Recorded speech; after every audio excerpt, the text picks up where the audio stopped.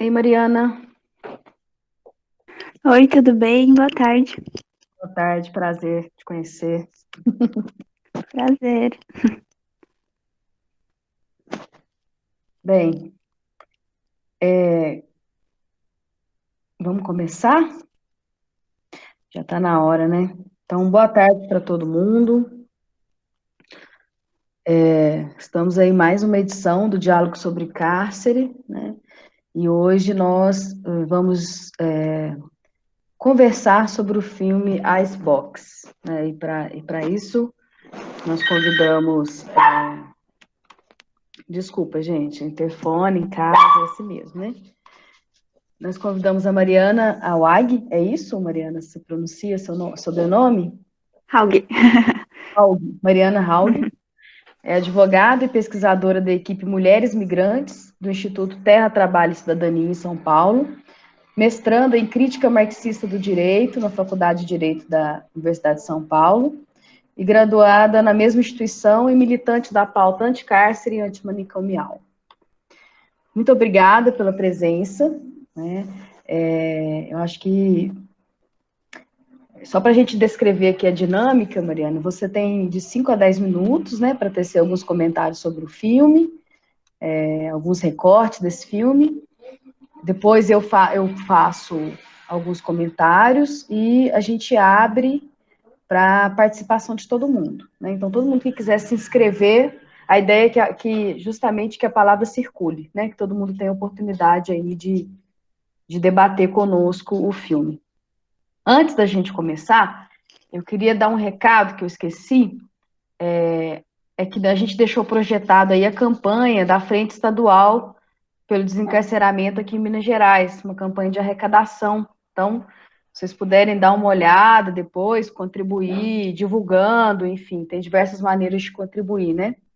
A gente tem que fortalecer as lutas e esses espaços aí, nestes tempos de total abandono, né, do sistema prisional. Bem, Karen, tem mais algum recado? Por enquanto é isso, Carol. Vou mandar aí no chat o arroba do Desencarcer MG do Instagram, que aí quem quiser seguir lá, dar uma força, olhar as ações, né, e apoiar da maneira que for possível. E a lista para certificado, emissão de certificado de participação para quem tiver interesse, a gente vai divulgar o link mais para o finalzinho do encontro. É isso. Tá bem, muito obrigada. Bom, Mariana, eu sugeri que você começasse, mas por mim tanto faz. Se você quiser inverter a ordem, a gente inverte, fica a seu critério. Pra mim, tanto faz também. Se for melhor. Como eu tô chegando agora, se você quiser iniciar, pra eu entender a dinâmica melhor. Claro, vamos lá. Então, gente,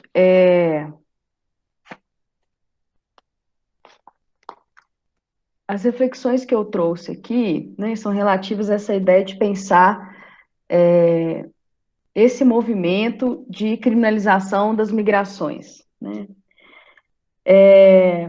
E aí, quando você vai para essa literatura acadêmica, você encontra algumas tentativas, né, de estudo, ou o começo dessa área na sociologia, lá com a Escola de Chicago, por exemplo, quando eles queriam entender por que que o imigrante, como que o imigrante chega nas sociedades e se essa ideia de criminalidade, né, e aí já adianto, assim, que a minha discussão aqui hoje, ela parte da criminologia crítica, né, que vai questionar o que é crime, o que é criminalidade, quem que atribui, quem que determina o que é crime, qual é a função do direito penal, né, entre outros questionamentos. E aí esses estudos da Escola de Chicago, por exemplo, eram para averiguar se essa ideia de criminalidade entre os imigrantes era maior do que entre os nacionais, né, no caso lá dos Estados Unidos. E aí, só para a gente também, para entender de onde eu parto, né, quando eu estou falando de migração, para mim, migrar é uma atividade humana, né? É uma atividade que produz histórias.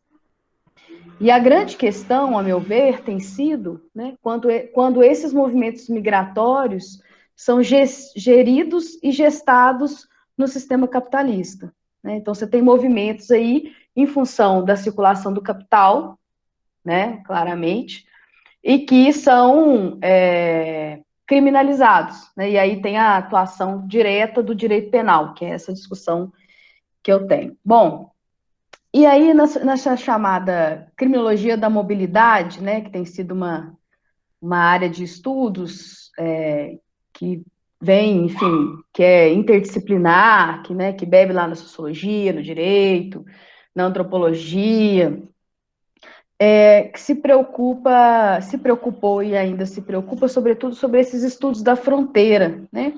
Entender que as fronteiras entre o Estado-nação, elas não são somente, elas ganham um caráter de segurança, sobretudo após o 11 de setembro, né? E se a gente for considerar, então, essa história de circulação de pessoas pelo mundo, né? Até antes da guerra, da Primeira Guerra Mundial, não se exigia passaporte para você andar pelo mundo, né? Então, foi se construindo hierarquias entre as pessoas, né, que circulam pelo mundo, e algumas pessoas são desejáveis, algumas pessoas são confiáveis, né, e outras pessoas não são desejáveis e não são confiáveis, né.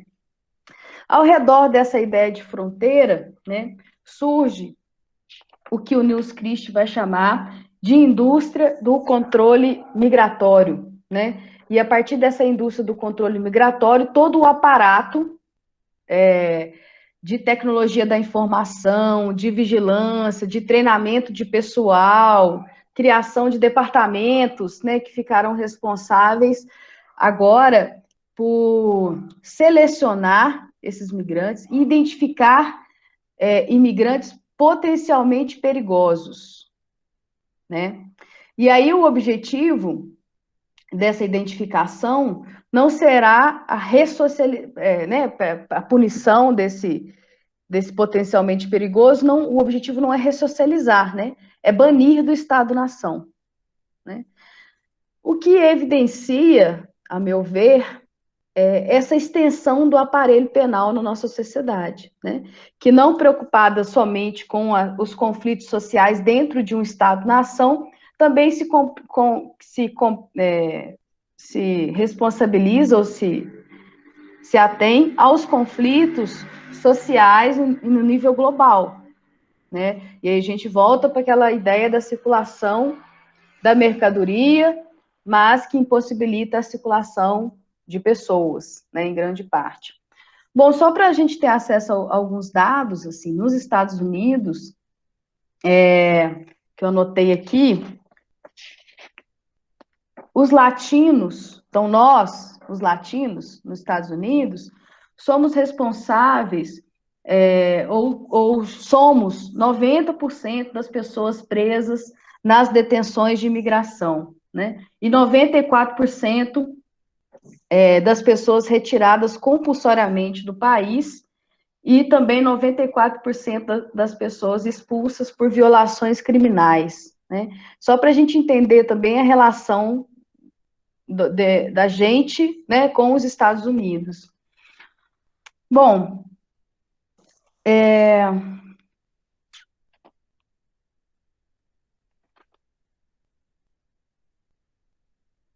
feita essa introdução, né, eu acho que pulei muita coisa aqui, mas eu acho que a gente vai conversando ao longo do caminho. Eu queria destacar algumas cenas, né, alguns aspectos do Icebox, que é um filme duríssimo de assistir, né? Eu estava conversando com a Vanessa mais cedo. É um filme que eu tive que dar muitas pausas para dar conta, né?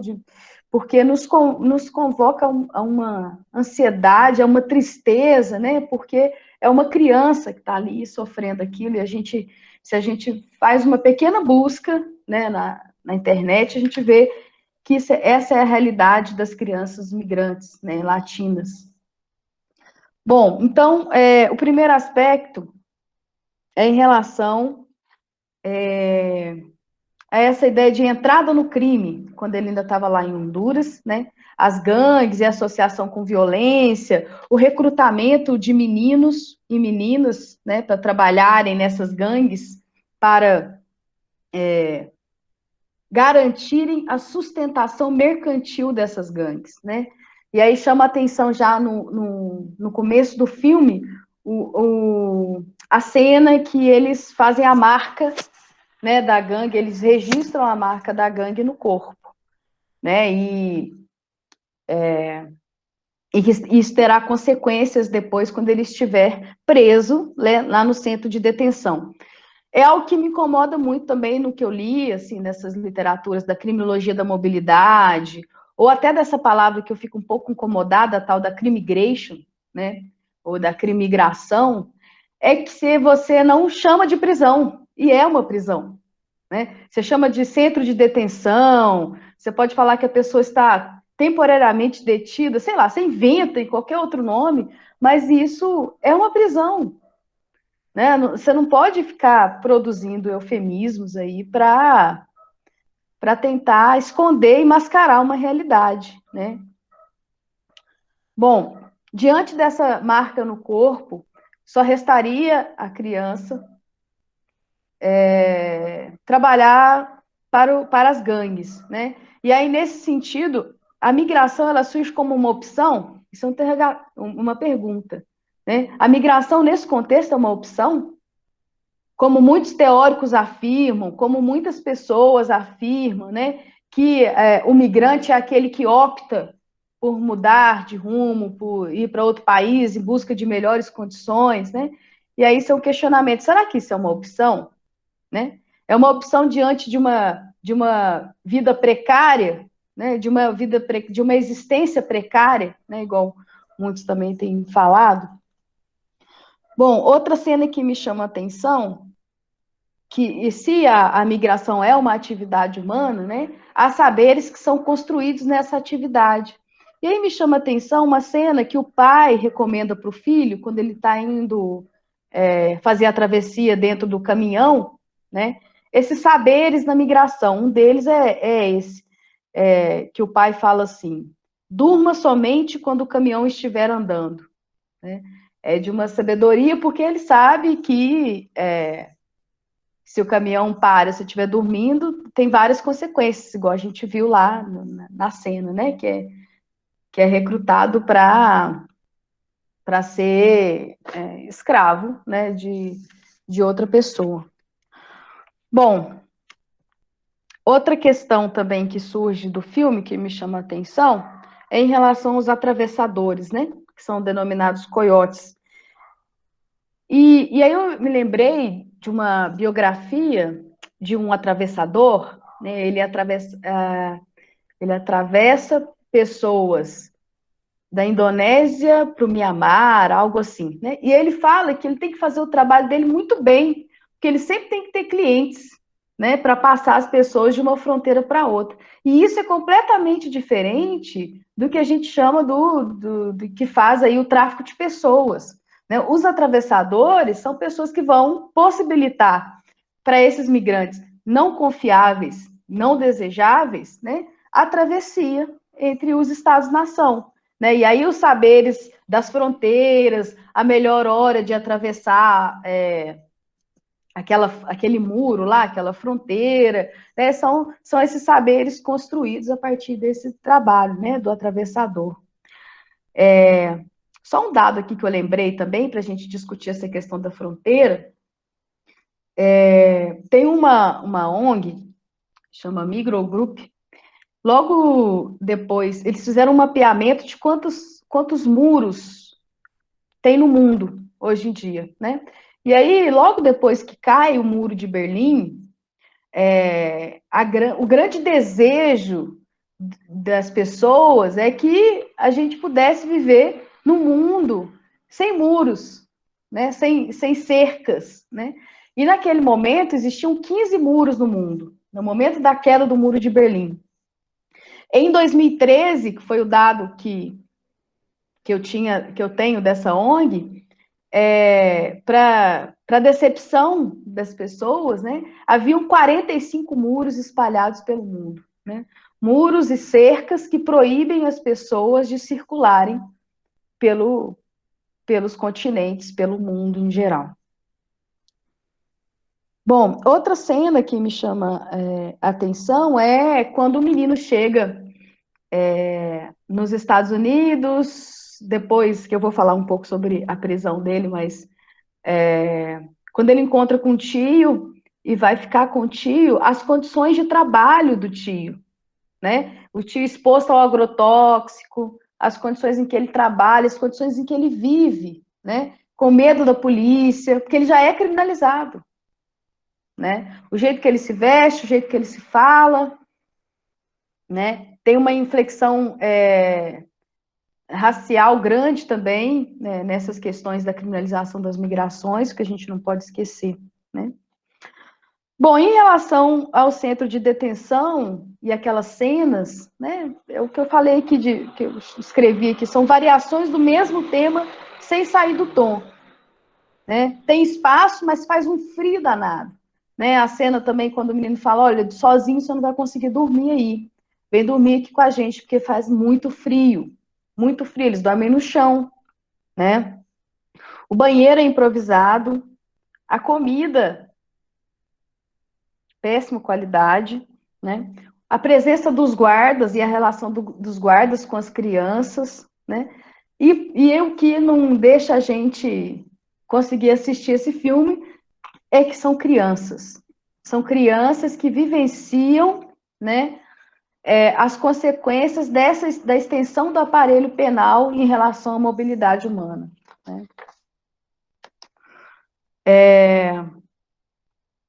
Bom, e aí, para finalizar, que eu acho que eu já falei muito, eu queria encerrar com uma questão, né, de um adolescente que está preso no centro de detenção, e ele faz a seguinte questão: você acha que eles iriam conceder asilo se fossem nos deixar ficar? Né? Questiona a existência de todo esse aparato da criminalização das migrações. Bom, é isso. Acho que a gente pode continuar conversando depois. Quero muito ouvir a Mariana agora. Obrigada. Oi, gente, boa tarde. Primeiro, obrigada pelo convite, muito legal estar aqui e parabéns pela iniciativa. Esse tema é muito importante, né, e pouquíssimo debatido. Eu vi que vocês fizeram várias outras formações também, então parabéns pela iniciativa. E para apresentar um pouco o projeto, né, eu trabalho no ITTC, que é o Instituto Terra, Trabalho e Cidadania, e a gente trabalha com mulheres migrantes presas aqui em São Paulo, tanto mulheres migrantes presas quanto egressas, né. E aí acho que dá para a gente fazer vários paralelos também em relação às mulheres que a gente atende, ao perfil das mulheres migrantes aqui no Brasil, que estão sendo presas aqui no Brasil, com o que a gente viu nesse filme, né.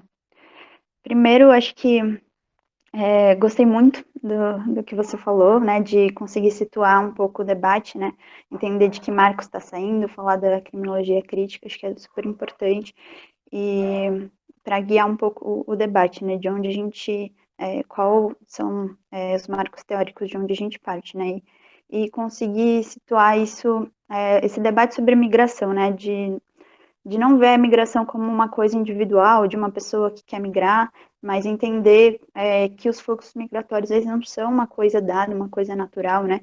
Porque que justamente os países do centro do capitalismo são justamente para onde as pessoas, né, para onde estão indicados esses fluxos migratórios, né? Entender isso dentro de uma lógica de expansão colonial, de neoliberalismo, né, de globalização, dessa imposição para os países da periferia do capitalismo, dessa lógica migratória. E aí acho que é muito interessante o que você falou de como, por um lado, a gente tem uma grande possibilidade de circulação de capital, né? O capital é livre para circular, para ter essa mobilidade, e as pessoas não. E essa questão da mobilidade ser uma escolha ou não é muito, muito difícil, muito complexa, né? Tem um autor que estuda a mobilidade do trabalho de uma perspectiva marxista também, que chama Godemar, que fala dessa dupla liberdade, né? Que por um lado você tem que ter essa liberdade, que é uma liberdade fictícia, né? De você poder migrar, essa ideia de que você é livre para poder migrar para onde quiser, que isso justifica até a lógica de que o trabalho você está trabalhando porque você quer, né? Justifica uma lógica contratual de trabalho, que não é verdade, né? Porque por outro lado você não tem tanto uma escolha, né? Acho que o filme mostra muito isso. O Oscar, se ele ficasse, ele ia morrer. Então, qual que é a real escolha que ele tinha se não migrar, né? Então, acho que é interessante conceituação que ele traz da liberdade negativa e positiva, que ao mesmo tempo que se propõe que seja uma liberdade positiva de você poder migrar, ela não existe na prática, né? E que, por um lado, tem uma imposição coercitiva dessa mobilidade de você ter que migrar, e ao mesmo tempo tem barreiras muito violentas para barrar essa migração, e de como eles controlam, tem ferramentas para controlar esse fluxo, né?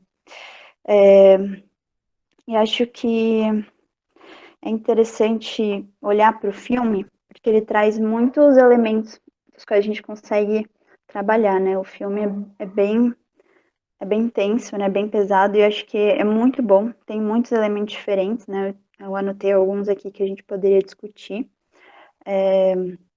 Primeiro, marca muito nesse momento que o caminhão é parado e as pessoas ficam assustadas, entram pessoas lá procurando meninas, né? Então, dá esse indício desse tráfico internacional de pessoas, de tráfico internacional sexual de mulheres, né? De como as mulheres são muito vítimas desse tipo de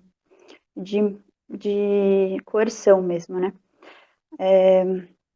Uma coisa que eu acho que é muito interessante a gente discutir também é a questão do refúgio, né? Porque o Oscar, ele é uma criança de 12 anos que teve a infância roubada, né? Acho que tem até uma cena que é muito simbólica, né? De quando ele tenta sentar na cadeirinha, ele não cabe mais na cadeirinha, mas ele só tem 12 anos, ele está sendo cobrado dele uma postura de adulto, né? E que ele só queria ir para a escola no final, ele sempre faz essa referência da escola e ele nunca consegue ir, né? E ele está numa situação exemplar de refúgio, né? De não poder voltar para o país de origem porque tem uma ameaça em relação, inclusive, à própria vida dele, ser uma criança, ter parentes que moram lá, tipo, é a situação ideal de refúgio que está na lei, e mesmo assim não se aplica, né? Então, é muito simbólico isso, e a gente vê muito isso aqui também. Inclusive, uma coisa que acho que é importante a gente discutir quando a gente faz esse paralelo, né, do Brasil com os Estados Unidos, que aqui a gente está num país da periferia do capitalismo, né, que tem outros perfis de deslocamento e de migrantes que vêm para cá, né. No ITTC, a gente atende, dentro da penitenciária, a gente vê que a maioria das mulheres migrantes são da América Latina, e fora as mulheres que vêm procurar mais a gente, né, quando estão egressas, que a gente atende também mulheres que estão cumprindo pena em regime aberto ou liberdade condicional, ou que estão aguardando julgamento ou serviço comunitário, também são atendidas pelo ITTC, né, as que estão em liberdade. E são perfis diferentes, né? Geralmente as que estão presas, a grande maioria são da América Latina, e as que são egressas, a maioria que procura a gente são da África do Sul e das Filipinas, né? Isso envolve outras vulnerabilidades também com a língua, com conseguir achar pessoas com quem elas podem contar aqui fora, né?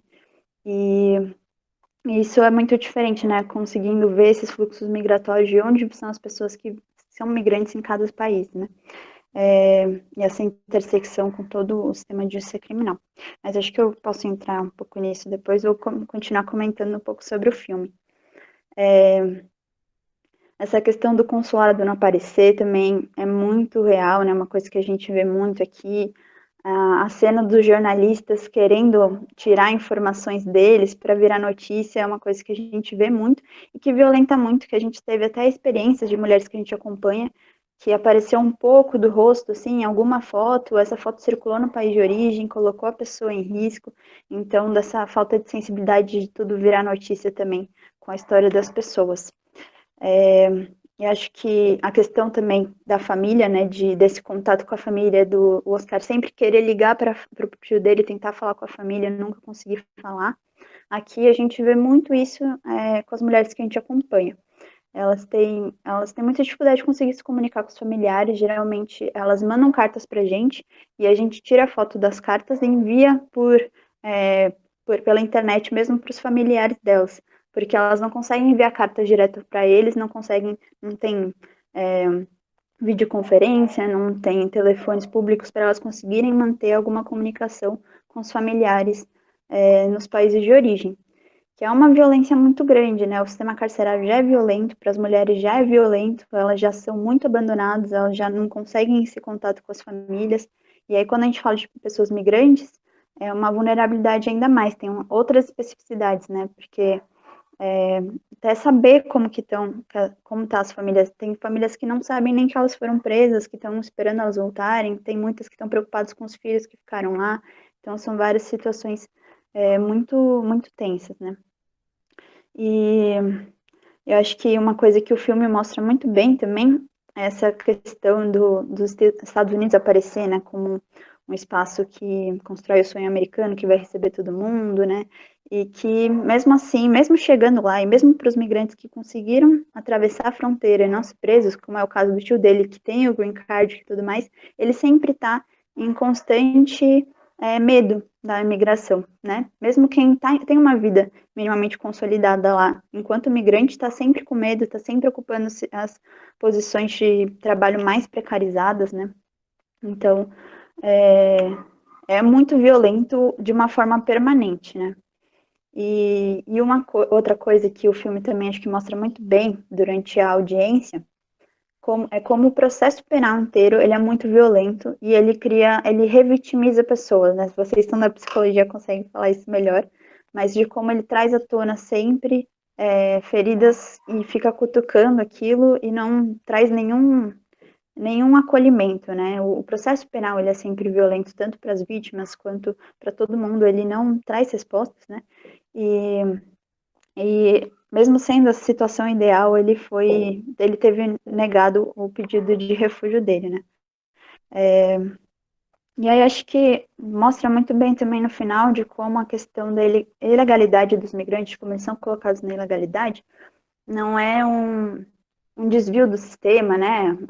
Alguém cometeu crime, está por fora do sistema, como se a pessoa fosse desviante, mas como isso faz parte do próprio sistema, né? Colocar essas pessoas na ilegalidade e ter para elas já reservado um posto de trabalho mais precário, uma condição de vida muito mais precária, né? É tudo parte de uma lógica muito, muito violenta mesmo, né?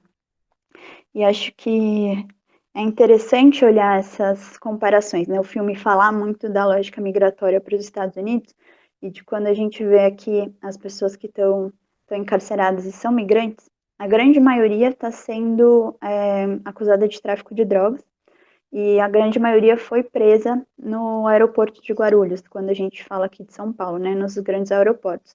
E isso muda também dependendo de onde está falando, né? A gente viu essa semana, inclusive, alguns casos de Roraima que estão nessa situação de fronteira também, né? Uma um pouco mais parecida. Mas aqui a grande maioria dos casos que a gente vê são mulheres presas no aeroporto e acusadas de tráfico de drogas. E nunca isso gera um grande problema, uma grande contradição, porque na lei de imigração não reconhece pessoas migrantes com status de refugiado se tiver alguma condenação por tráfico de drogas. Então, mesmo que a pessoa tenha, né, toda uma história de precisar ser reconhecida enquanto refugiada, de precisar desse status, porque ela sai sem nenhuma documentação, sem nenhum lugar para morar, sem carteira de trabalho.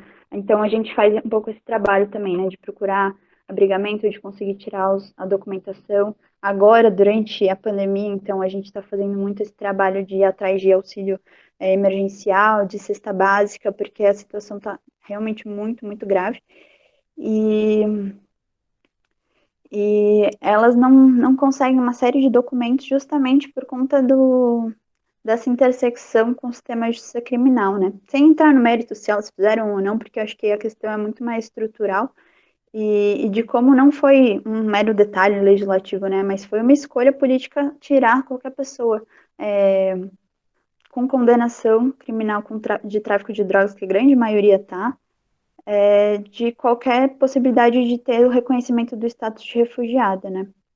E também não entender esse perfil de refúgio de uma pessoa que foi condenada por tráfico de drogas, que estava numa situação de vulnerabilidade também, que como foi aliciada, né, ela tem histórias de muita violência acumulada, e isso não aparece, né, é só a condenação penal que aparece mesmo, e a gente faz um pouco uma discussão também de como, na verdade, elas que são vítimas de tráfico de pessoas e não deveriam ser enquadradas dessa forma.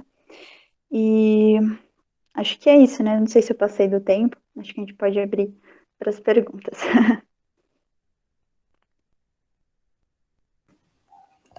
Boa tarde, pessoal. Vocês me escutam? Obrigada, Carol. Obrigada, Mariana. Vou coordenar aqui as inscrições. Ninguém ainda se inscreveu, mas se alguém quiser falar alguma coisa, pode ficar à vontade. Enquanto ninguém fala, eu vou fazer um comentário, então, né, do que ficou para mim, assim, um pouco desde a fala de vocês, assim. E aí eu fiquei pensando que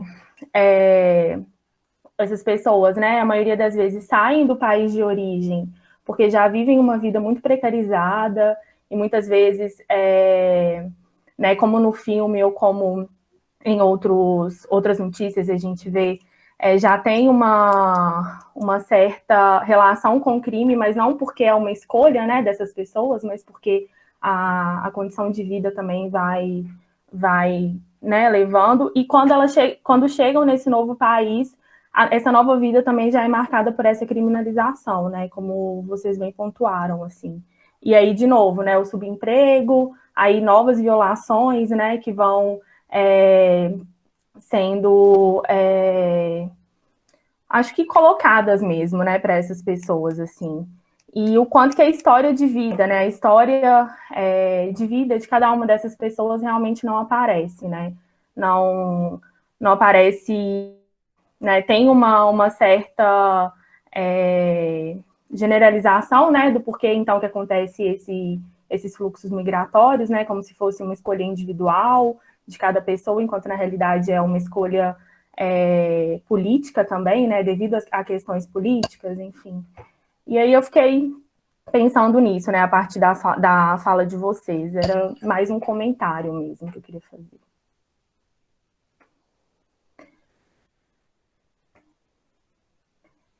Se alguém quiser comentar alguma coisa, podem ficar à vontade, gente. Podem se inscrever aqui no chat.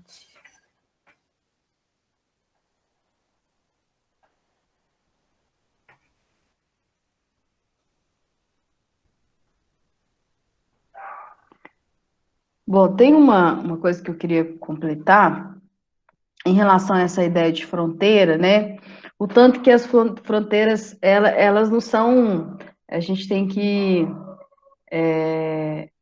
tentar ampliar essa noção de fronteira, não enquanto apenas um lugar físico, né? Mas como um lugar político, né? Você tem várias estratégias de países do norte global hoje, que a fronteira ela não é onde é a fronteira física, né? Um exemplo é a política, essa política eles vão ter outro nome, mas é uma política de contenção de pessoas da Espanha, né? A fronteira da Espanha ela não é ali na fronteira marítima e tal, a fronteira da Espanha começa lá no Marrocos, né? É lá nos países que tem maior número de pessoas indocumentadas. E aí eu acho que é importante a gente dizer que, assim, ninguém é ilegal no mundo, né?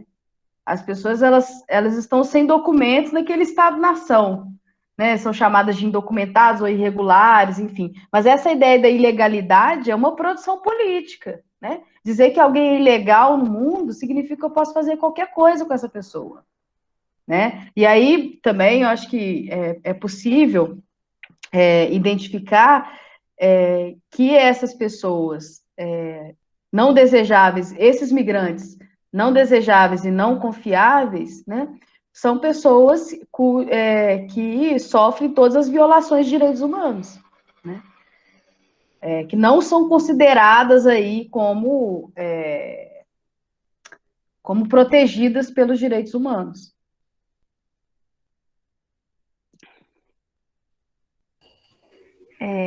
A Paula Fernandes se inscreveu. Pode ficar à vontade, Paula, para falar.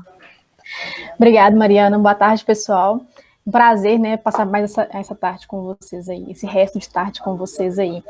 Estou gostando muito das discussões e hoje, em particular, né, essa discussão, ela mexeu muito comigo, porque é um pouco do tema da minha tese. Aproveitando a fala da Carolina, de estender aí as fronteiras, né, que a gente tem que ampliar um pouco essas fronteiras, é pensar que a gente vive um capitalismo dependente, né, e assim, não só o Brasil enquanto América Latina e colônia, né, é pensar em todos os outros países e como é que a gente está subordinado ao capital de primeiro mundo, sendo ele financeiro, mercadológico, como a gente está sempre atrás e em busca, né? E aí a gente tem um governo que desestrutura completamente nosso avanço tecnológico, nosso avanço científico, descredibiliza o nosso tipo de pesquisa, e enfim. Colocar essa pauta aí de que avançar as fronteiras é muito além da geografia, né? Do geopolítico, vamos dizer assim. Pensar num todo, na totalidade de como esse sistema capitalista ele se impõe nas nossas relações de opressão, de exploração, das nossas relações sociais e enfim. Eu gostaria de perguntar para a Mariana, que ela falou o nome de um professor que ele trata dos dois tipos de liberdade. Gente, desculpa, mas é porque o barulho aqui trabalho em casa, né? Todo mundo tem passado um pouco por isso. Mariana, você falou o nome de um professor e eu não consegui pegar a referência do nome da obra dele, que ele está das duas liberdades. É um livro específico, é um artigo, é alguma coisa assim? Só para indicação. E um outro ponto que eu queria comentar de que alguém trouxe, eu não lembro se foi a Carol, se foi a Mariana, sobre quando ele fala do trabalho do tio dele do filme. E que o tempo todo a gente está voltando às questões do trabalho escravagista, né? Sejam eles num trabalho escravo moderno, ou seja, ele às modas antigas, né? Então, essa migração ela está intrinsecamente ligada em como essa classe trabalhadora ela vai atrás de proventos, né? Ela está preocupada com o seu meio de subsistência, ela não está preocupada, ela não tem tempo de se preocupar, né, com os avanços tecnológicos, ela não tem tempo de se preocupar com as outras questões geopolíticas, porque ela não consegue, ninguém inventa a roda com fome, né? É basicamente isso. É isso, pessoal, obrigada. Obrigada, Paula. Carol e Mariana podem ficar à vontade para comentar.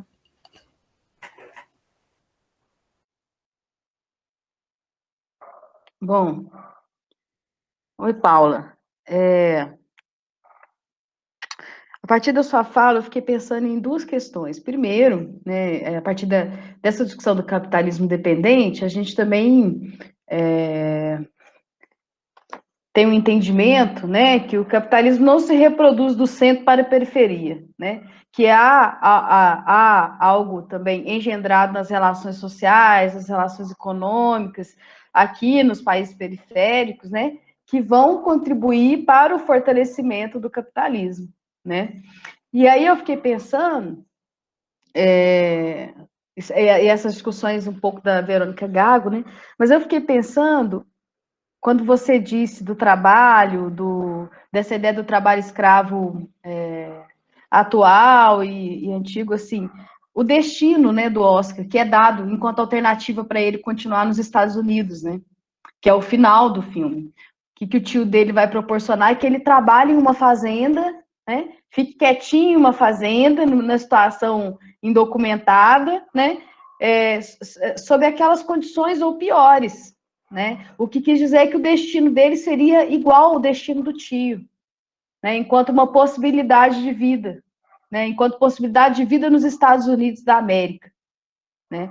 E é interessante também, eu lembrei daquela cena, gente, da travessia, da última parada, antes da travessia, que você podia consumir produtos norte-americanos, né? E os produtos norte-americanos eram considerados superiores aos produtos locais, enfim, do México e tal, né? Que é esse apelo o tempo todo, né? Seja do sonho de vida norte-americano, seja dessa existência norte-americana, né?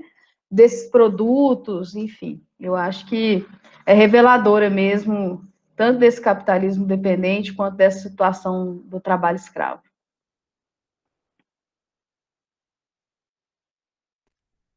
Eu respondo agora, né? Do autor, ele chama Galdemar ou Godemar, não sei como pronuncia direito, mas eu posso anotar no chat que acho que fica mais fácil. Ele é um autor marxista que estuda a mobilidade do trabalho, e eu não lembro direito o nome do principal livro dele, Acho que é mas... esse mesmo título, A Mobilidade do Mobilidade? Trabalho. E aí ele discute essa questão, assim, é bem interessante e base para muita discussão sobre migração, né? Acho que vale a pena dar uma olhada, ainda mais que tem a ver com a sua tese. E concordo muito com essa leitura, né, da questão do capitalismo da dependência. E me lembrou muito também um outro livro, que chama Cidades Sitiadas, do Graham, que ele vai descrevendo como cada vez mais as cidades no capitalismo são espaços de ensaio de guerra, né? Principalmente o sul global, né? A gente vê usando nossas cidades como espaços de laboratório de tecnologia militarizada de guerra, para desenvolver, né, cada vez mais um mercado internacional que dá muito dinheiro, muito lucro. E essas zonas de fronteira é onde mais se utiliza esses equipamentos tecnológicos militarizados de controle populacional, de controle das pessoas que podem passar, podem atravessar a fronteira, né? Dessa violência que gera muito dinheiro, muito lucro mesmo, né? Inclusive aplicativos, né? Essa lógica de rastreamento de onde você está, para onde você vai, e de colocar as pessoas nessa lógica de exército de reserva mesmo, né? De você saber que tem uma demanda de trabalho precarizado ali e deixar essa pessoa indocumentada é uma estratégia de fazer com que essa mão de obra seja mais barata, mais precária, que ela tenha que aceitar absolutamente qualquer tipo de trabalho que apareça para ela, né? E acho que o cárcere aparece como um elemento muito central, né, nessa questão. Se um elemento principal do cárcere é justamente a seletividade, a gente vai ver, principalmente nesses países do centro do capitalismo, que a maioria, ou grande parte, né, principalmente na Europa, tem vários países europeus que a maioria das pessoas que estão presas são migrantes, né? Então é bem nessa linha de criminalização da migração. E aí, você falou da Verônica Gago, eu lembrei também dessa discussão sobre o trabalho reprodutivo, né, de como as mulheres estão relacionadas com essa lógica de migração, e mesmo que, quando não são elas que migram, elas são as mães que geraram e os filhos que estão migrando, estão tentando em busca de um sonho americano, né, de uma melhor condição de vida, e que elas estão nos países da periferia, parindo, fazendo todo esse trabalho produtivo para gerar uma obra que vai ser explorada pelos países do norte do globo, né? Então acho que vários tipos de exploração assim que a gente vê, que a gente consegue até relacionar com um filme, né? Não sei se ficou muito confuso o que eu falei.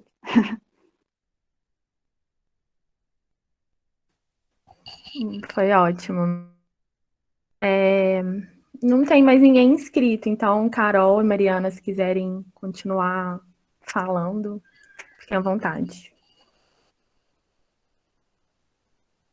Tem uma cena, assim, para a gente falar do Oscar, de criança e adolescente, tem uma cena dentro da prisão lá de imigrante que que eu entendi como uma expressão de ser criança e adolescente, assim. Seja das brincadeiras, quando eles usam aquele cobertor térmico para tampar os olhos e fazer uma brincadeira, eu acho isso muito legal, assim. E naquele momento que eles vão também, tem uma paquera, rola esse movimento, né?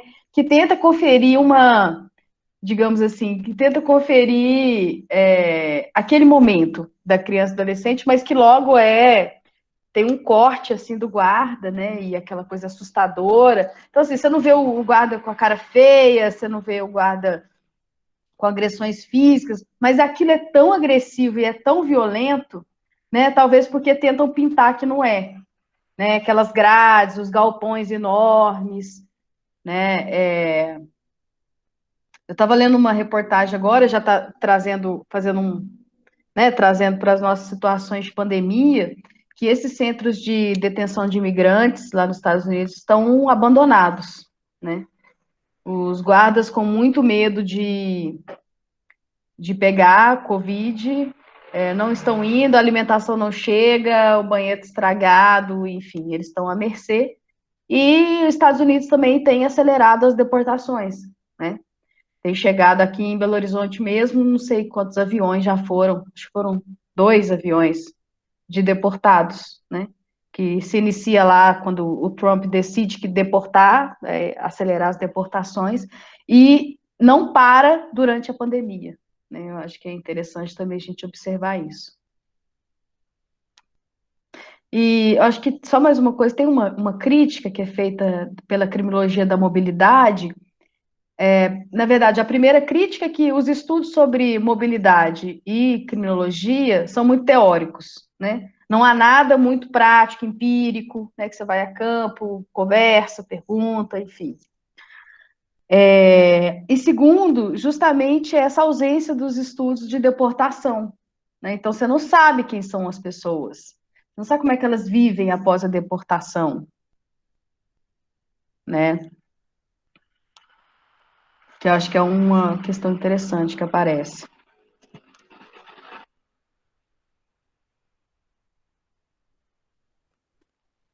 Não tem nenhuma pergunta por enquanto, né?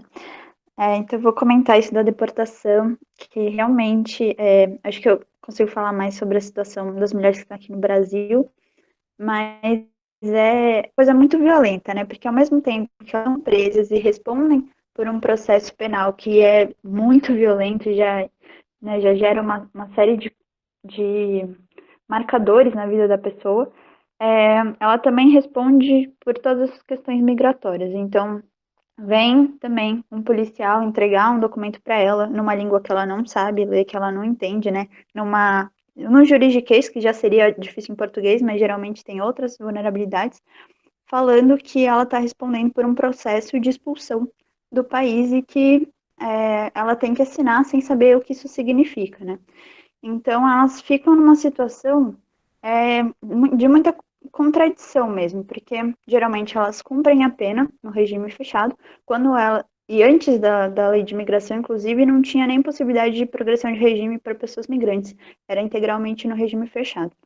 Agora que elas cumprem parte no regime aberto, elas saem, são egressas, elas são obrigadas a ficar no Brasil enquanto cumprem a pena, então elas tentam se ambientar, tentam fazer amizades, tentam achar um lugar para ficar, tentam conseguir um emprego, e depois elas respondem um processo de expulsão que obriga elas a sair do Brasil e impede elas voltarem em mais ou menos uns 9, 10 anos. Depende de caso a caso, mas em regra elas não podem voltar para o Brasil durante todo esse período. Então, é uma quebra de vínculos constantes, né, do que elas fazem aqui, de quem elas conhecem lá, e muitas mudam de ideia, né, procuram a gente falando que elas queriam acelerar a expulsão para voltar para o país de origem, depois elas falam que elas queriam ficar aqui por mais tempo, e não se dá alternativa, né, só tem como impedir a expulsão em casos de mulheres que têm filhos no Brasil, filhos brasileiros ou que são casados com brasileiros, ou que têm mais de 75 anos. Então, isso é a minoria dos casos mesmo, né? E elas não conseguem se enquadrar no status de refúgio, que também é um processo que demora muito tempo. Então, essa vida em constante medo, né, do que vai acontecer. Mesmo às vezes ela tendo toda a documentação certa, o empregador fala, não, você é migrante, se você não tem RG, eu não vou te contratar, mesmo que não exija isso. Então, é muito essa situação do tio também, né, de estar em constante medo, né, dessa questão por ser migrante por si só.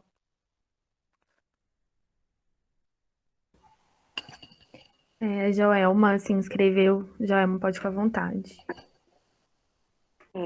Então, eu assisti o filme, eu fiquei até muito impactada por ser criança, né, porque quando penso em migração, a gente acaba relacionando adultos, né, esquecendo das crianças. E quando eu assisti o filme, eu lembrei que ano passado teve várias reportagens sobre denúncias, né, das situações precárias dos centros de detenções nos Estados Unidos, né, e eu até fui buscar essas reportagens e realmente são muito parecidos com a situação relatada no filme, e além das condições precárias, tem a questão da separação dos filhos, né, dos pais. Então, muitos eram separados dos pais, e na época o Trump fala, né, que os pais não iam utilizar os filhos como passaportes para entrar nos Estados Unidos. Então, acabou sendo uma estratégia dele de querer separar para tentar inviabilizar, né, essas migrações. E aí eu fiquei pensando, né, houve protestos, várias situações, como é que está hoje essa situação? Se as crianças ainda continuam separadas dos pais, se houve alguma melhora? É isso.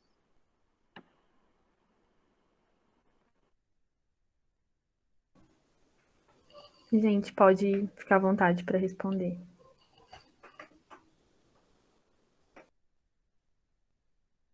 Mariana, você quer responder? Pode responder primeiro. Tá. Então, a situação continua, né, João? Inclusive, o Trump deve se reeleger, não sei, tomara que não. Mas justamente com essa pauta. Sempre escolhendo, né, os outsiders como potencialmente ameaçadores dos empregos, da estabilidade norte-americana, estabilidade do modelo norte-americano, né, estabilidade de vida, enfim. Ele é ameaçador desse modo de vida, né? E não são pessoas desejáveis, mas não são pessoas, mas é a maior hipocrisia, né, que se vê num governo, nesse governo norte-americano, porque ao mesmo tempo que fala que não são desejáveis, né, que há um controle de fronteira, que se investe na construção de um muro, né? Eu acho que a construção de um muro, acho que ela está aí também sempre em voga, né? É um país que se funda também, né? Depois de matar os índios e tudo lá, tal, mas se funda a partir da migração, né? Tem um filme que se chama, nossa, eu esqueci o nome do filme, mas é mostrando assim, se os imigrantes não trabalhassem durante um dia nos Estados Unidos, o que aconteceria? Separa o país, né? Eu esqueci o nome do filme, tem que procurar aqui, né? Que mostra a importância dessa construção, né? E aí a gente já entra naquela outra questão, né? Aqui no Brasil, por exemplo, quem são os imigrantes desejáveis e os confiáveis? Os imigrantes haitianos ou os imigrantes dinamarqueses que trabalham na Uzi Minas, que vêm para o trabalho na Uzi Minas, né? Ou uma outra hierarquia que se constrói na temática migratória, que é essa ideia dos expatriados. Os expatriados não são imigrantes? Por quê? Qual é essa hierarquia que eu crio a partir de qual ideia? Né? Eu acho que a gente vai construindo um monte de hierarquia aí nessas temáticas migratórias para, inclusive, reforçar essa ideia de que os pais não vão utilizar os filhos como passaporte.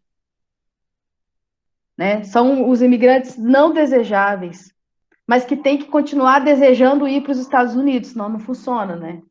A lógica.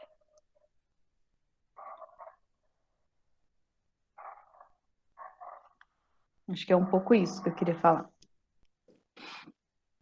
Isso me lembrou muito também aquela cena em que tem o Oscar e o amigo dele estão conversando sobre os pais, né? Eles falam, como que é seu pai? Meu pai é legal, e o seu? Meu pai também é legal, ele se preocupa muito.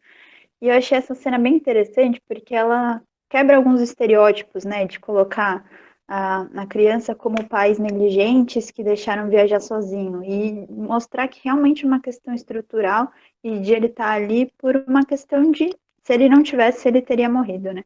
Não é nem uma questão de escolha. Então, de mostrar como eram pais preocupados também, que isso não tem a ver com qualquer culpa individual, assim, né? Que acho que recai muito nesse sentido também. Enquanto você estava falando, Joelma, me veio muito na cabeça aquela cena, né, de aquela foto que circulou muito de uma prisão separada mesmo, né, das crianças e os pais separados nos Estados Unidos. E eu tenho até receio de que toda essa crise pode até piorar essa situação, né, porque tem toda uma discussão de que já tinha uma crise econômica cíclica do próprio capital que já estava em curso e que vão falar agora que todas essas coisas têm a ver só com a Covid-19 e que não deu, teve que demitir todo mundo porque era uma crise, não tinha jeito, colocar a culpa, né, nesses outros fatores. E que vai recair muito sobre os migrantes. Eu acho que a gente tem que ficar muito atento, porque muito provavelmente isso vai acontecer, né?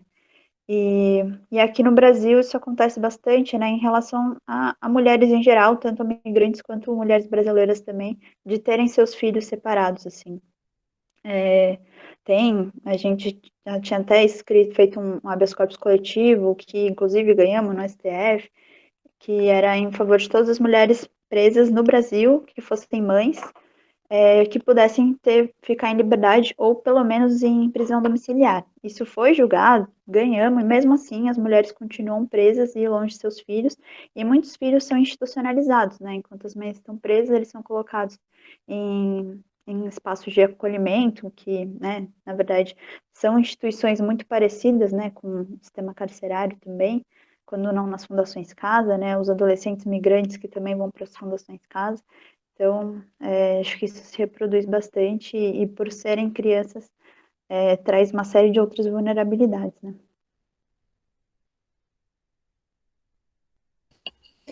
Vanessa, pode ficar à vontade.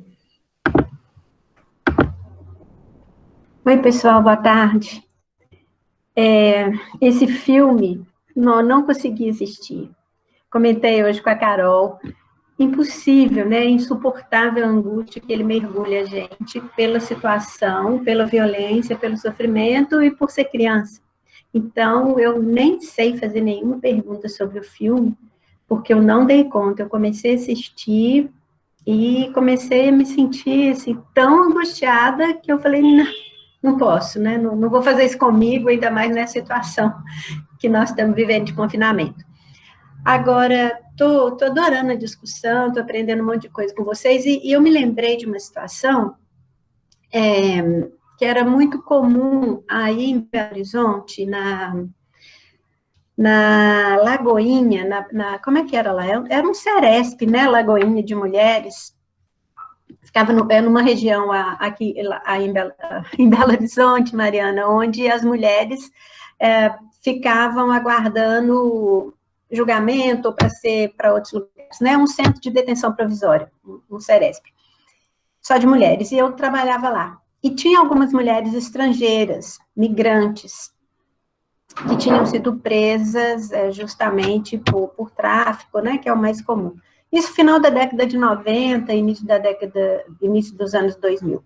E lá tinha um padre, que era um padre francês, que dava assistência religiosa às mulheres, e ele fazia todo tipo de tradução para elas, ensinava o português para algumas delas, e eu soube, e ele me contando que ele fazia esse mesmo trabalho numa prisão masculina na região de Neves, de Ribeirão das Neves.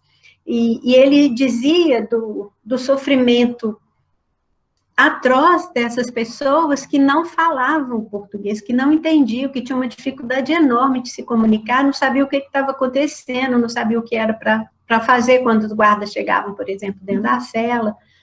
E ele se dedicou a ensinar português para os franceses, claro, mas os que falavam inglês, os que falavam espanhol. O espanhol era o que tinha menos dificuldade, mas ainda tinha muita dificuldade pelas gírias, né, pela forma violenta, inclusive, dos agentes se dirigirem a eles não entendiam. Então, o Ivo, Padre Ivo, o nome dele, ele fazia esse trabalho.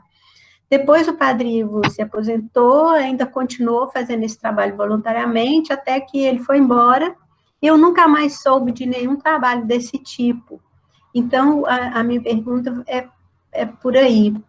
O que vocês sabem, né? Que informação vocês têm que atualmente, como é que funciona essa situação, como é que ela é resolvida, se é que tem alguma forma de resolver, das mulheres e homens também, claro, migrantes, presos e que não falam, não entendem a nossa língua.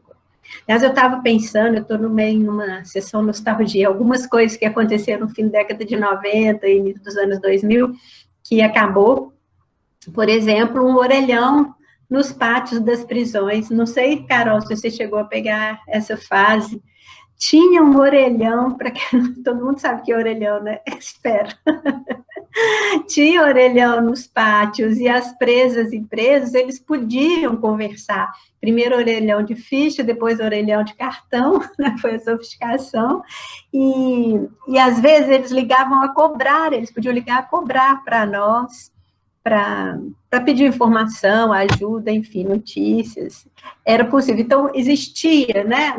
Existia uma forma de comunicação com o mundo exterior, e existia também, pelo menos em Belo Horizonte, esse serviço de tradução e ensino do português.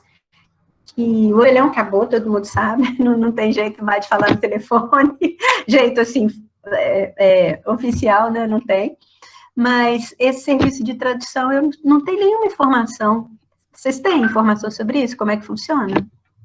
Eu falei demais, né? Desculpa. Olha, isso eu vou deixar com a Mariana, viu? Porque eu acho que é a especialidade do ITTC.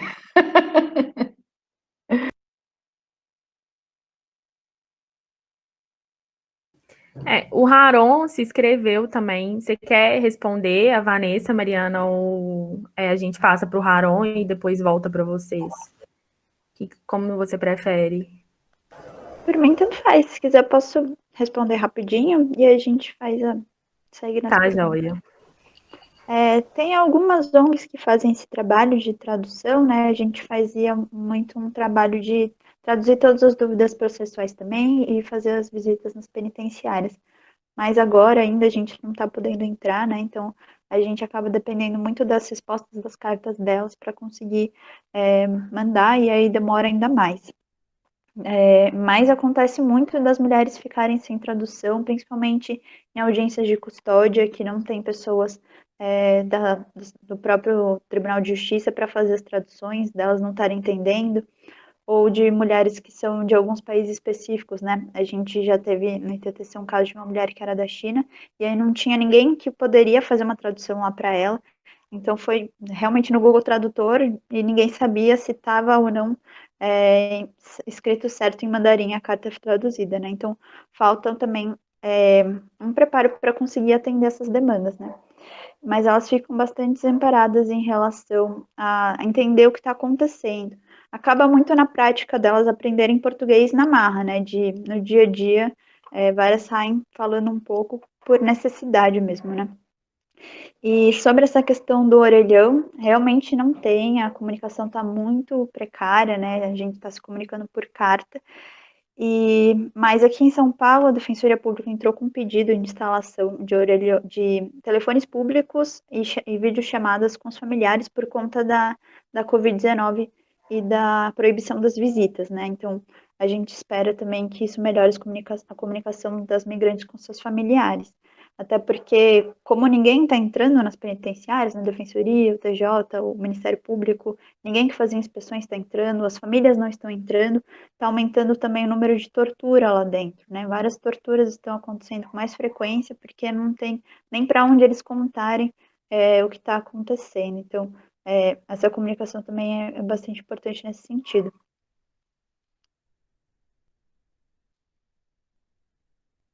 Obrigada. Harô, pode ficar à vontade, e depois a Paula também se inscreveu. Olá, vocês estão me vendo? Me ouvindo? Eu estava aqui pensando nas discussões que vocês trouxeram, e eu lembrei do nosso estágio, que na época eu fazia junto, primeiro a Vanessa, depois a Carol orientou a gente lá na DFL, e teve um caso específico de um migrante, que eu, infelizmente, não sabia falar espanhol. Se eu não me engano, ele era colombiano. E aí eu passei esse caso para a Luísa, que sabia falar. Então ela vai ser... Aí eu não sei se a Luísa estava aqui para comentar um pouco sobre isso, mas era engraçado, assim, a situação do quanto que o sistema penal totalmente, assim, despreparado para essas situações, a pessoa sendo enquadrada, nem entendendo o que aconteceu, o que se passou, quais foram as medidas que foram aplicadas, o que foi aquela audiência de custódia, já que a Mariana comentou e tudo mais, enfim. E eu me senti muito um lixo, porque eu, latino-americano, não sabia me comunicar nem um pouco com ele, não sabia nada de espanhol. Eu sabia o inglês e francês, eu não sei espanhol, isso foi uma vergonha para mim. Então, assim, se a Luísa tivesse aqui para comentar também, porque essas situações acontecem na prática, vão parar, os migrantes vão parar num sistema penal e o sistema penal totalmente despreparado para atender eles, e acaba que a gente vai e tem que lidar com essa realidade, assim, na prática, né? Enfim, era isso que eu queria comentar. Aconteceu isso talvez mais de uma vez no estágio da gente. Obrigada, Haron. Paula, pode ficar à vontade. Obrigada. Eu gostaria só de fazer um pequeno relato também, que durante as minhas pesquisas, durante o tempo que eu tive em campo, na minha pesquisa de mestrado, aconteceu dessas duas situações. Uma delas, que o Haron trouxe, eu estava no presídio em Ouro Preto e a gente tinha lá 6 franceses. E aí eles separaram esses franceses em várias celas, independente da divisão que eles fazem, né, lá dentro por tipo de crime, para eles não se comunicarem. E todas as visitas eram só assistidas e com o tradutor. E aí, assim, eles ficavam completamente excluídos de toda a rotina, né, do banho de sol, das visitas aos domingos, de tudo que estava acontecendo na penitenciária, porque os agentes não sabiam o que eles poderiam estar tramando. Então, assim, além de estar presos, já parte do pressuposto que eles são mais perigosos do que os outros, porque eu não consigo nem me comunicar. Assim, é de uma ignorância absurda, né, esses relatos. E isso, assim, foi uma das coisas que eu vi em relação a esses estrangeiros. E dos telefones, eu cheguei a questionar uma vez sobre isso, e uma assistente, uma das gerentes de ressocialização me disse que foi tirado pelas empresas telefônicas, porque aconteceu uma movimentação há alguns anos atrás, porque eles estavam lucrando muito com essas ligações a cobrar. Então, os presos ficavam ligando, né, para falar com as famílias, para falar com o advogado, para ter contato com o mundo exterior, e essas empresas estavam sendo processadas, né, por causa do preço, por causa das coisas que eles, do serviço que eles estavam prestando. E aí não compensava financeiramente manter isso. Então, assim, a gente acaba excluindo mais ainda socialmente essas pessoas, porque uma empresa ela não tem o lucro no qual ela gostaria. Então, assim, foram por interesses completamente capitalistas que isso foi um dos benefícios retirados deles, infelizmente. Posso comentar rapidinho? Tem também, Paula, a paranoia, né, que foi instaurada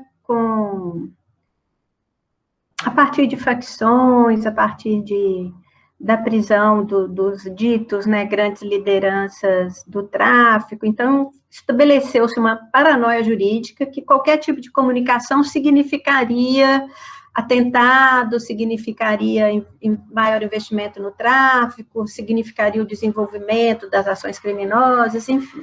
Então, tem esse lance das empresas, mas tem também uma paranoia jurídica que fez com que a incomunicabilidade, né, dos presos aumentasse terrivelmente.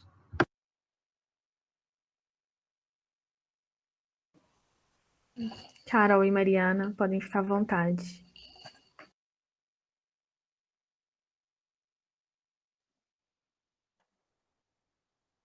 Bem, não, esse caso que o Haron trouxe da audiência de custódia, na verdade, era isso mesmo, um colombiano, que tinha que cumprir uma medida cautelar aqui em Belo Horizonte. E ele não entendia o que ele estava fazendo lá, no cumprimento da medida, porque entregaram um papel com uma data e um horário e o endereço de onde que ele tinha que estar, né? E aí ele chegou para cumprir a medida cautelar e ele não sabia, assim, né? E aí foi interessante essa dinâmica mesmo, que mostra que, né, não o aparelho penal, como todo o sistema penal, né, ele não tem, e talvez não é para ter mesmo, talvez seja uma intencionalidade, né, desse projeto, fazer com que um monte de gente fique de fora, né, que esse projeto não alcance um monte de gente, né. ou que não contemple minimamente em termos de dignidade humana, né? Não é que não alcança, alcança um monte de gente, muita gente, né? E esse caso que a Paula relata é interessante porque chegou para a gente, Paula, na verdade, uma pessoa que queria se mobilizar em Ouro Preto, né? E em relação a essas prisões, e entender um pouco o sistema prisional brasileiro, era uma familiar de um desses presos, né, que são franceses, e que ela fez um curso de um projeto que nós fizemos em 2018, que é um curso de desencarceradores populares, né? E aí ela se engaja para tentar compreender como é que funciona o sistema prisional brasileiro, porque ela não estava entendendo absolutamente nada, né? Por que tanta crueldade, por que tanta... por que os agentes penitenciários, às vezes, maltratam os familiares?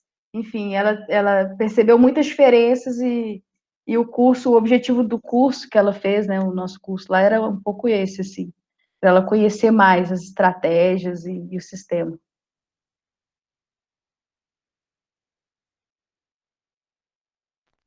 É muito interessante esses relatos que vocês trouxeram, é muito importante a gente falar sobre isso.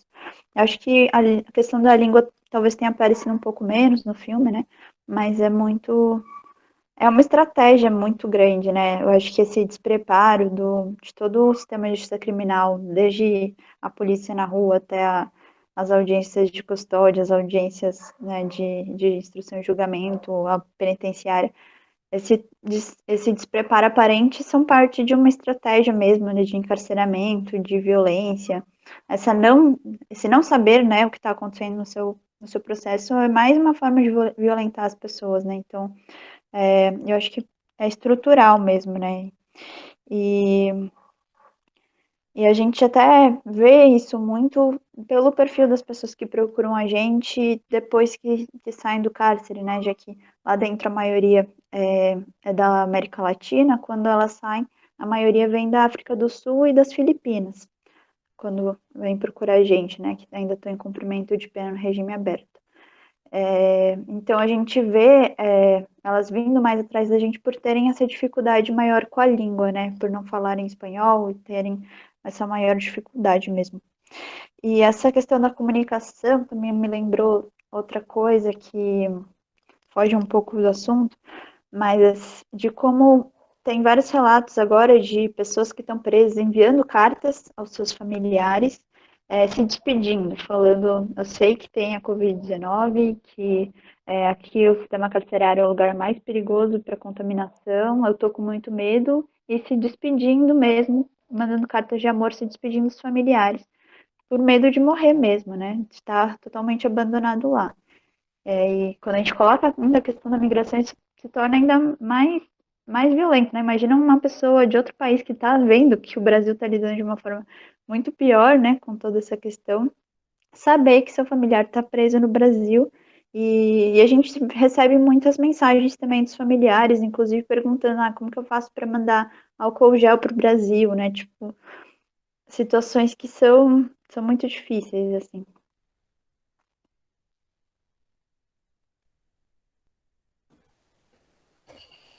O Haron fez alguns comentários aqui no bate-papo, né? Ele falou despreparo da psicologia também para atender esses casos que pedem outros tipos de demanda, porque muita gente tende a perguntar o porquê a pessoa veio para o Brasil, que possui uma carga muito ruim, como se migrar tivesse um motivo em si.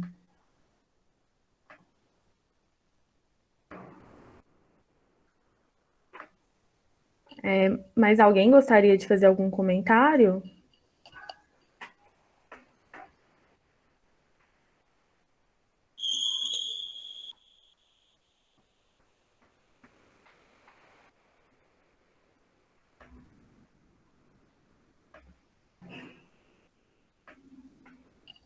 Carol e Mariana, se vocês quiserem comentar alguma coisa, enfim.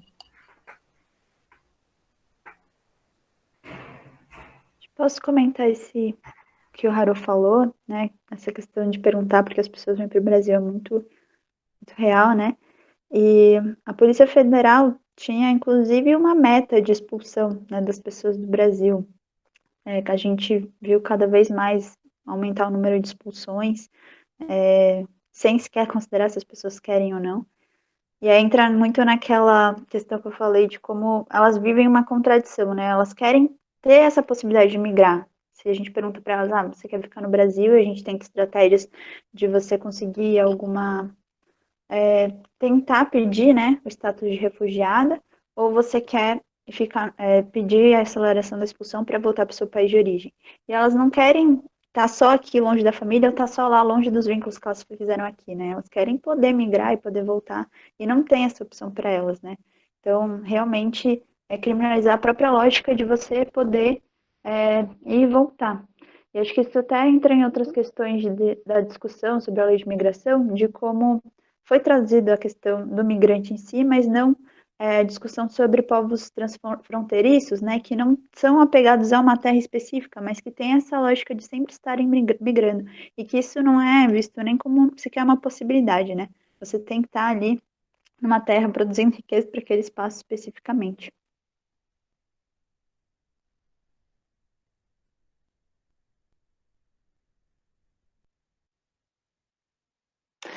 Eu fiquei pensando, assim, a partir dos dados que a Mariana trouxe, né, e da questão de enquadramento de crime da maioria das mulheres que estão presas aqui no Brasil, né,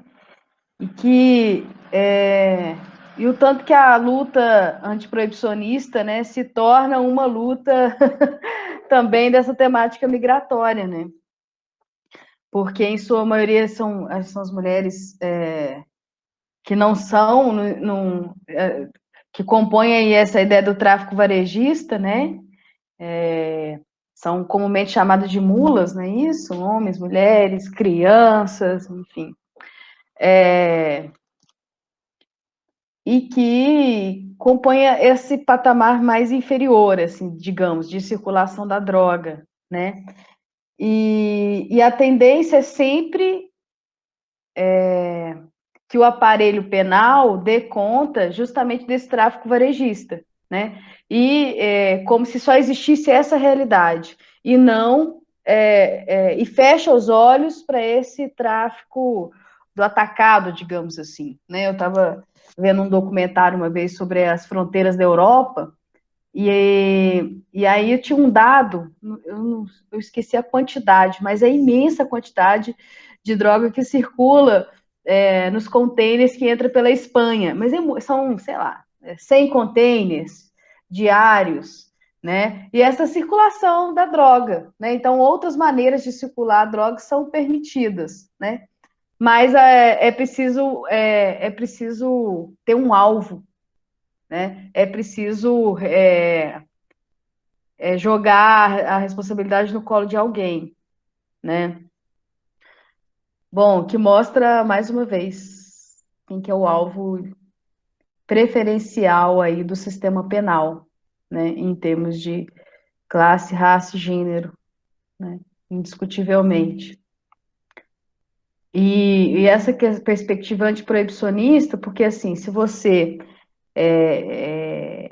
descriminaliza, né, o uso e a venda de drogas, né, implica em repensar também essas fronteiras, porque muitas fronteiras e esse todo aparato bélico também, né, eu acho que não só das cidades, pensando na reflexão da Mariana, as fronteiras também são bélicas, né, todo mundo que está lá é como se estivesse em guerra, para não deixar um ser humano entrar, né, todo esse aparato bélico é construído a partir da política de drogas, né, da política antidrogas, acho que é isso, né? Antidrogas. E essa ideia absurda de que é possível um mundo sem drogas, né?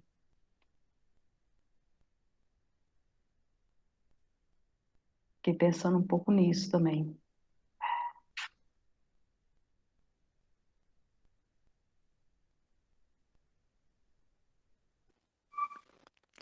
Eu gostei muito dessa reflexão. Acho que a luta antiproibicionista é uma luta pela migração também. Acho que é muito, muito legal fazer essa ponte e discutir essas coisas, porque necessariamente é um debate internacional, né, que envolve uma discussão sobre imperialismo, sobre uma série de coisas que estão muito interligadas e interrelacionadas, né? E o proibicionismo em si, ele é uma estratégia muito lucrativa, né? De pegar uma mercadoria e colocar totalmente na ilegalidade, onde você aumenta as possibilidades de lucro sobre a mercadoria por não ter nenhum tipo de regulamentação, né? E colocar isso num patamar internacional aumenta muito essas possibilidades de lucro e de ver justamente quem vai ser criminalizado ou não. Porque o tráfico de drogas, ele talvez seja o crime mais fácil de prender alguém, né? Você não precisa de um vítima, não precisa de um corpo, você não precisa de nada.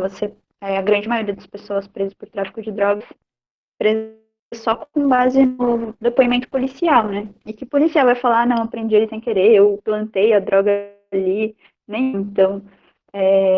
Você não precisa de nenhuma prova para prender uma pessoa por tráfico de drogas, né? Então, é muito fácil. Então, é uma estratégia muito fácil de você conseguir criminalizar os corpos, criminalizar as pessoas, prender as pessoas e movimentar todo esse aparato do sistema de justiça criminal, né?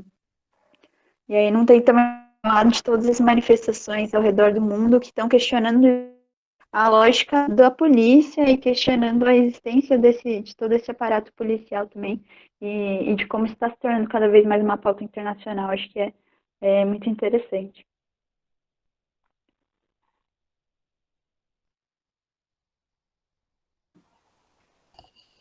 Gente, mais alguém gostaria de falar, fazer algum comentário, alguma pergunta?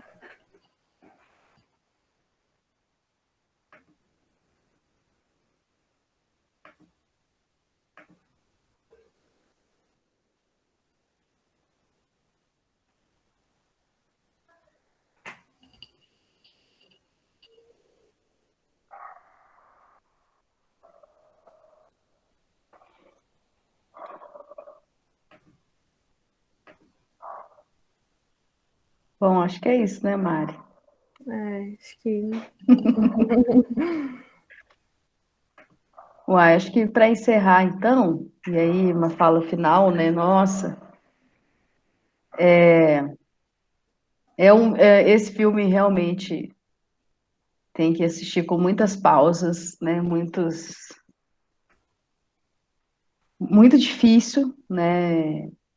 Porque mostra essa realidade das crianças.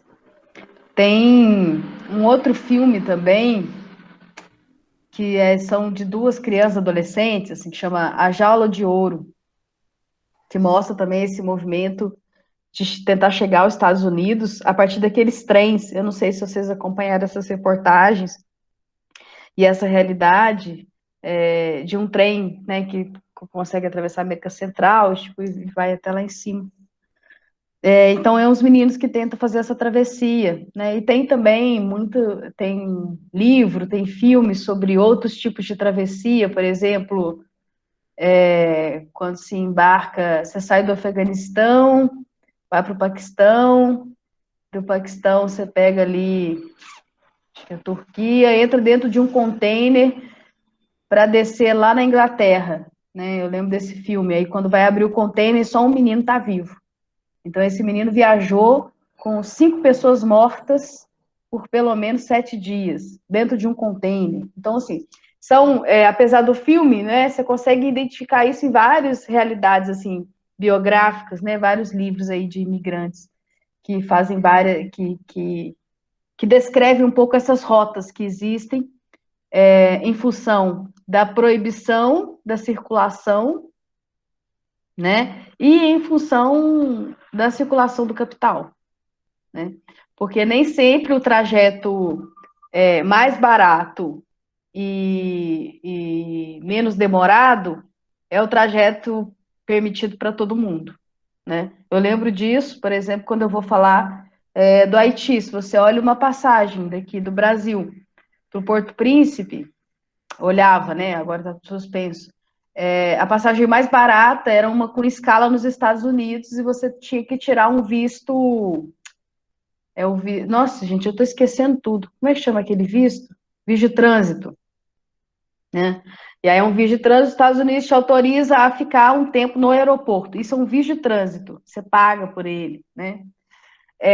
Só que isso nunca é concedido aos haitianos. Eles têm que fazer a rota mais cara e que demora muito mais, né? Que vai por países que aceitam, que vai, e a escala, enfim, é um outro desenho em função dessa criminalização das migrações, né? Tem esse tipo de impacto também. Bom, e é isso. Acho que quando a gente fala de uma sociedade sem prisões, né? Estou falando também da criminalização das migrações, estou reivindicando um mundo sem fronteiras, né? Estou reivindicando um mundo antiproibicionista, né? Eu acho que a gente não tem que esfacelar as lutas, né? Fragmentar as lutas. Eu acho que está tudo aí, né? E é bom fazer esse diálogo entre as áreas, entre as disciplinas. Acho que a gente amplia, né, o horizonte aí da ciência. Bom, é isso. Muito obrigada. Já que eu não vou falar mais, depois disso a Mariana vai encerrar. Só queria dizer que semana que vem nós vamos discutir sistema prisional e população indígena, tá? Com o professor Carlos, lá da Federal de Roraima. E a Karen acho que vai disponibilizar aí os curtas para a semana que vem. E queria agradecer muitíssimo a Mariana por ter aceito o convite. Acho que vocês têm Você, né, apresentou algumas dimensões mais reais e práticas do Brasil, as dificuldades, as possibilidades, enfim, que nos aproxima mais dessa temática também, né, bem empírica. Muito obrigada, Mariana. Obrigada eu pelo convite, foi muito bom. É muito bom conversar com pessoas de outros estados, de outras áreas e da mesma pauta, né? Acho que a gente só tem a ganhar com isso, justamente por nossa discussão ser para além das fronteiras, né? Acho que é muito, muito bom esse encontro, essa troca.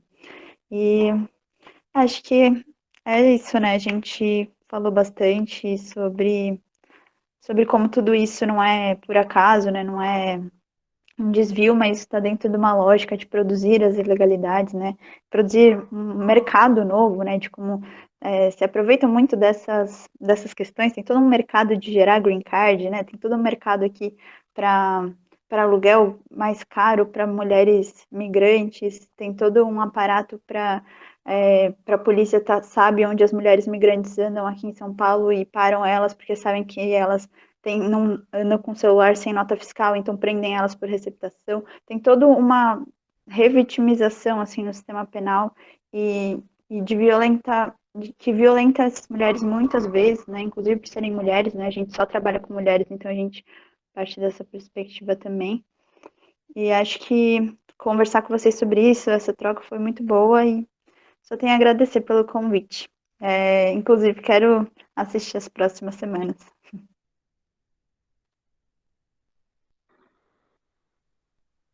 Que bom. Então tá, gente, ó, boa noite para todo mundo. Até semana que vem. A gente se vê. Obrigada. Tchau. Tchau, gente. Boa noite. Obrigada. Tchau, tchau, gente. Boa noite.